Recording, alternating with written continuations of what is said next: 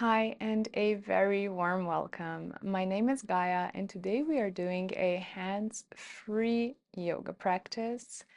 Now, this is perfect in case you have some sort of injury going on, so you don't really want to bear weight on your hands, on your arms. Maybe you don't feel good lifting them up or anything of the sort. I know that for me, I am currently in recovery from a little strain here in my biceps, up in the tendon. So I decided to kind of take this rather unpleasant experience and turn it into a gift, giving you some modified yoga practices in case you find yourself in a similar situation. Because oftentimes when we cannot do something, especially something like yoga that does require a lot from our arms, it can be a bit of a hit for our mood. And this way you can still spend some wonderful time on the mat. The beauty of yoga is that it is highly, highly adjustable. And so that's what we'll be doing here. Now, I do have a strap right here that I personally will be using and demoing in this class for one of the poses. You can do it without a strap, no worries at all. You can also use just a regular belt, leggings, even just a longer t-shirt is perfectly fine. We just need it for one pose, and even that is optional. I just wanted to show you how you can actually assist yourself even deeper. All right, so let's begin.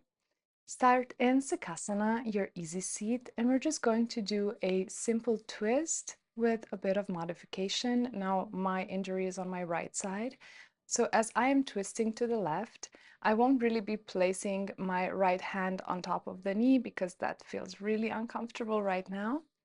Just lengthen your spine. If you can, bring your left arm behind you, that is perfect. If not, just keep it close to your body. And if you can extend your right arm to your knee, that is great. Otherwise, you can just keep it closer in like I'm doing right now. The key is that we are lengthening through our spine, not slouching, but growing taller and taller as we stay here for just a few breaths.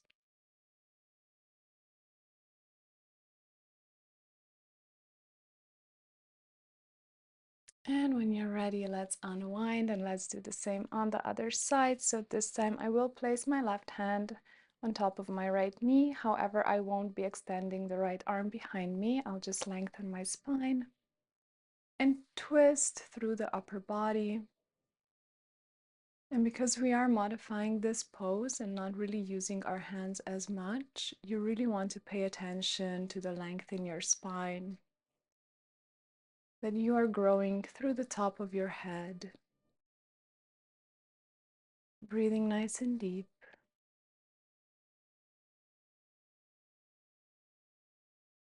And when you're ready, let's return back to center. Extend your left leg out into a half butterfly. You can flex or point the toes. This doesn't matter. Work with what feels best to you. And we'll be folding over our left leg. So first just turn towards the leg. And because we're making this really good for our arms, we will also be folding passively. So just allowing yourself to passively curve down towards your leg. You don't have to extend your arms out. Just allow them to rest on the mat. Taking a few more breaths here.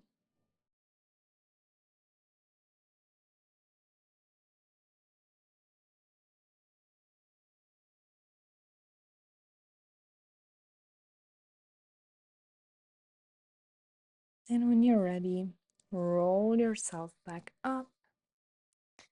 And let's go to the other side. Extending the right leg out to the side, sitting nice and tall here, and then turn towards your leg. And again, let's fold down very passively. We don't have to go deep here. This is just a gentle stretch to warm ourselves up.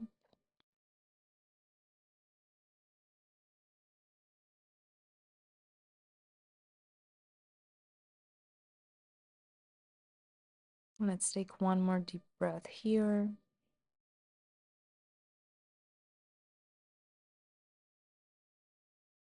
And when you're ready, let's roll up. We're going to come into a head to knee pose. So extend both of your legs out long in front of you. Flex your left foot and bring your right leg closer in. So resting your foot somewhere to the inside of your thigh, however close in feels good to you. And again, we will be moving into a passive forward fold, but you might find it a bit easier to go deeper in our head to knee. Maybe lengthening really out through the spine first, and then just folding down, letting your arms rest on the mat.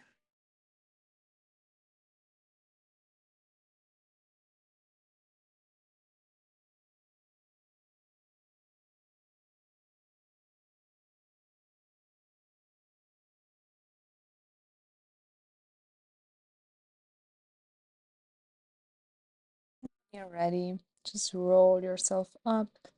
If you're not bracing yourself on your hands, you really want to be mindful of how you move in and out of the poses, especially forward folds like this.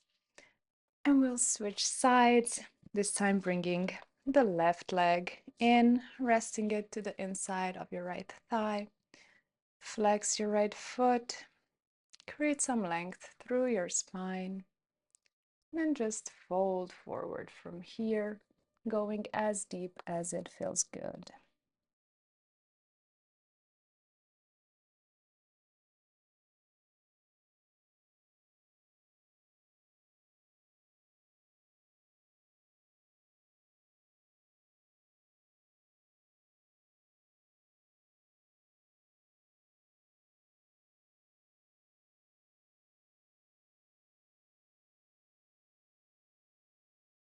Very slowly and with control, roll yourself up, coming back to your neutral spine, and we'll make our way down onto our backs. So in which any way you need to get there, lower yourself down. Bring your feet a little bit closer in so you can just about tickle your heels. Feet are hip distance apart. The arms are relaxed. The upper body is relaxed. And we're going to push up into a bridge. So really pressing through your feet, curling up through your tailbone, squeezing the glutes and hugging in through your inner thighs.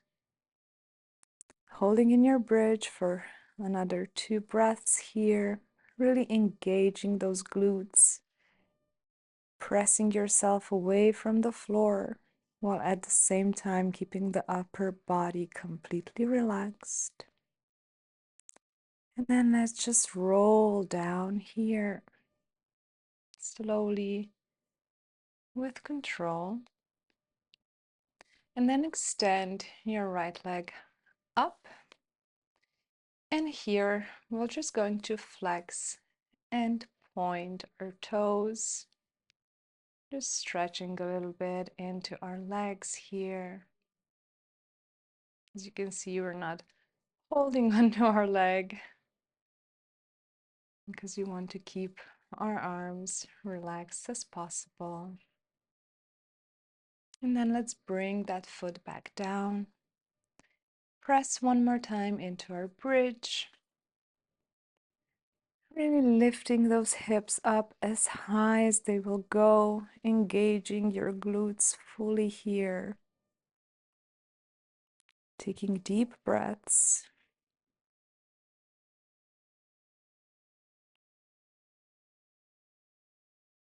And let's slowly roll back down. This time, extend your left leg up. Now we're going to flex and point. Really tap into the sensations this small but so profound movement is creating.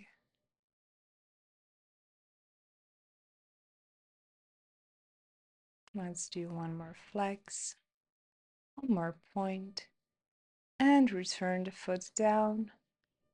bridge pose for our final time, pressing into the feet, lifting the glutes up, really creating length through your body, breathing here, and slowly back down. We're going to move into a reclined pigeon, and here is where you might want to use a strap. Cross your right ankle over your left knee, and you can just remain here, opening the knee out to the side.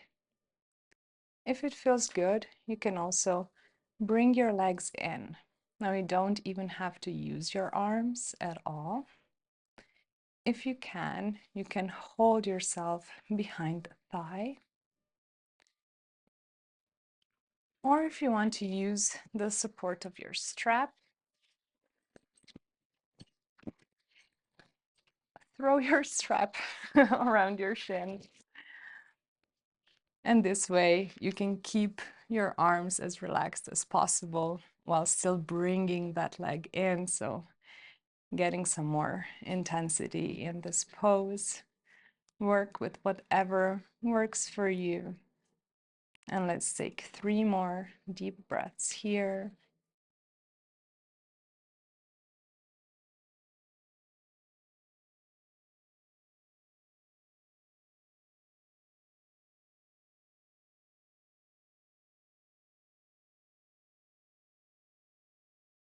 And very slowly release your leg back down. Reclaim your strap if you were using it. And we'll do the same on the other side. So this time crossing your left ankle over your right knee. You can remain here, just opening your left knee out to the side. You can take it one step further by bringing that leg in. You don't even have to hold it. If you can, hold on to your shin or the back of the thigh. You can do so like this. Or we can use our strap again here, throwing it over the shin, and then using that strap to keep our arms as relaxed as possible as we draw our leg closer in. Remaining here for 3 deep belly breaths.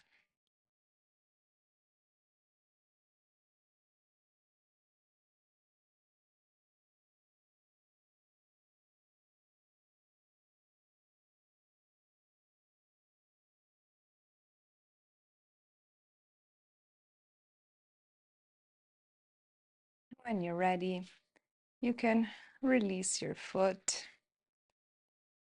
Take your strap, if you were using it, and set it aside. And then your feet come together, knees apart into your reclined butterfly.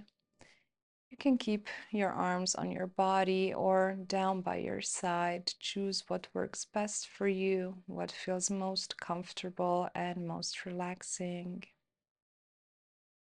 And we'll just hang out here for around 10 breaths or so, really enjoying this beautiful pose.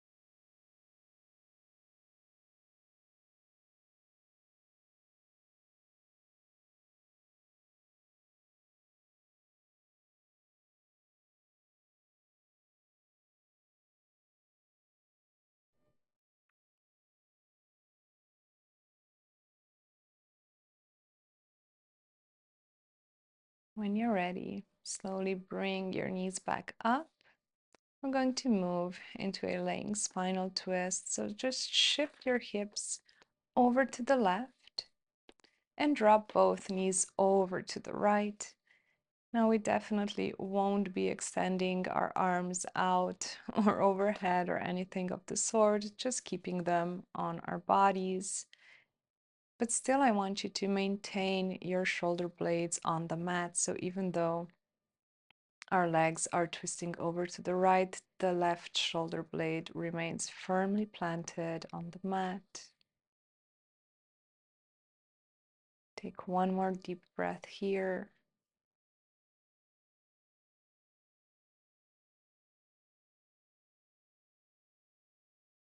And then slowly come back out. Recenter your hips and then move them slightly over to the right and drop both of your legs to the left.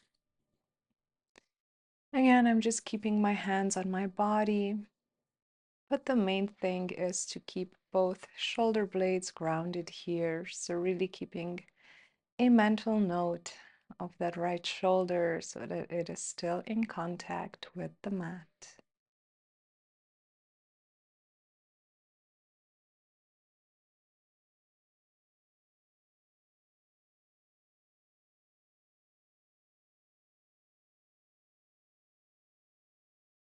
And let's come back up.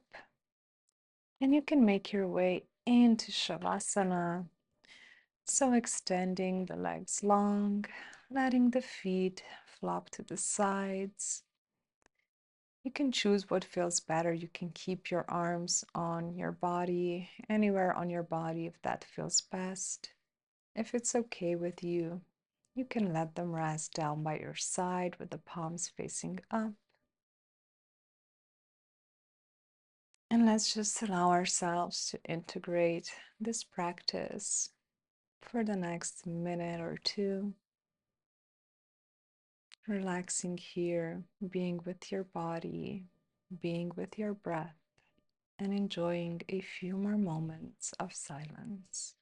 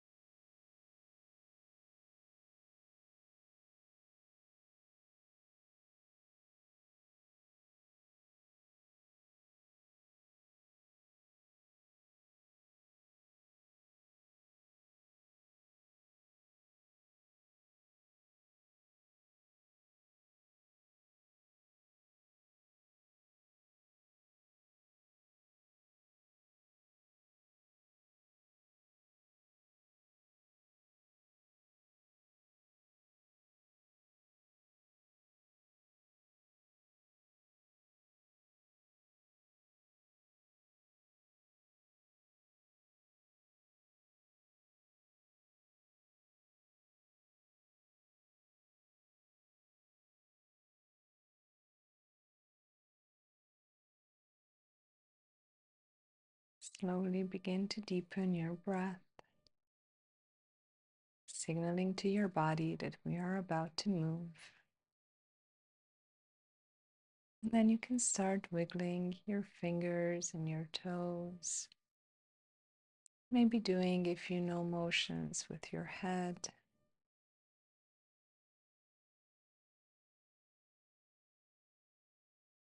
And when you're ready, you can roll onto one side. Whichever side is not injured works best in this case. And then use your arm that is uninjured or assist yourself in any way that feels best to bring yourself up to a seat. It might not be graceful, but we are rocking this. So just come take a seat in any way that feels best to you. If you can Place your hands together at the heart in Anjali Mudra. And let's just close our eyes and end our practice in gratitude, thanking ourselves for showing up on the mat,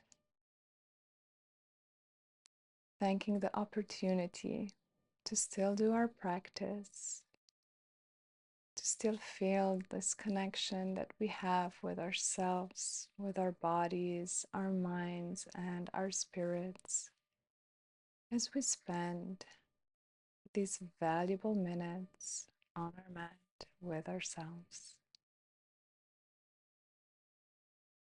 I want to thank you so much for doing this practice with me. I hope you enjoyed it. I hope it felt beautiful in your body. I wish you a pleasant recovery from whatever it is that might be troubling you, and I hope I'll see you again on the mat very soon. Thank you.